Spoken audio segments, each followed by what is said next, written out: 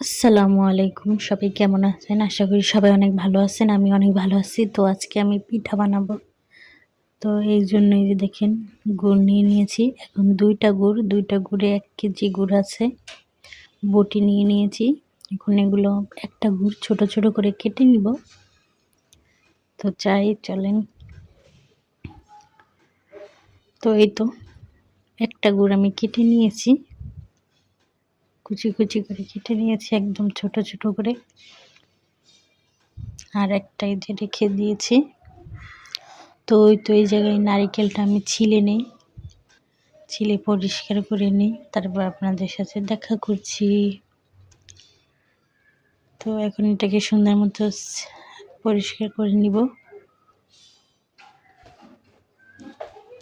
তো আজকে আমার একাই পিঠা মিঠা বানাইলে আমার একাই পিঠা বানাতে হয়, কেউ কইরা দিব এমন কোনো লোক নাই। কারণ আমার ঘরেই ৩ জন, আমার মেয়ে, আমার হাজব্যান্ড আর আমি। তো শীতের সময় তো পিঠা খেতেই হয়। খেতে হয় কি, ছোটোবেলায় আমার নানা বাড়ি বেড়াইতে গেলে আমরাও এভাবে শীতের সময় নানা বাড়ি বেড়াইতে যেতাম। ডিসেম্বর মাসে স্কুল ছুটি পেলে তখন দেখতাম আমাদেরকে এভাবে পিঠা বানিয়ে খাওয়াতো। তো শুরু করলাম আজকে আমি নিজেই পিঠা বানানো ফার্স্ট টাইম।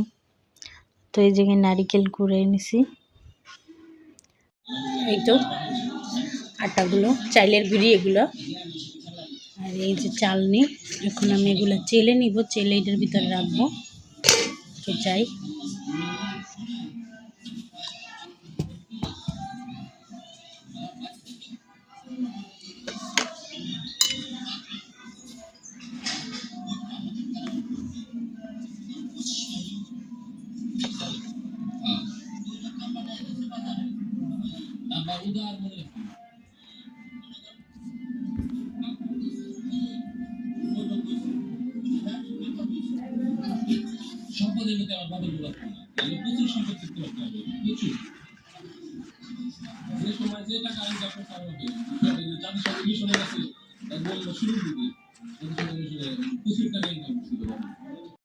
তো এই তো সবগুলো চালের গুঁড়ো আমি চেলে নিয়েছি। তো এই যে এটার ভিতরে যেগুলো আছে এগুলো আমি গোলাবো।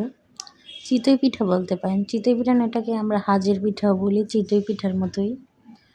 আর এই যে দুধ, আর আমি আগে একটা ছোট্ট পাইলায় গোলাই নিছি, কারণ আগে দেখি কী রকমের হয়, ফলে কিনা, কারণ আমার শুকনো চালের গুঁড়ো। তো এই তো সাজটা তেল দিয়ে সুন্দর মতো চুলায় বসাই দিছি।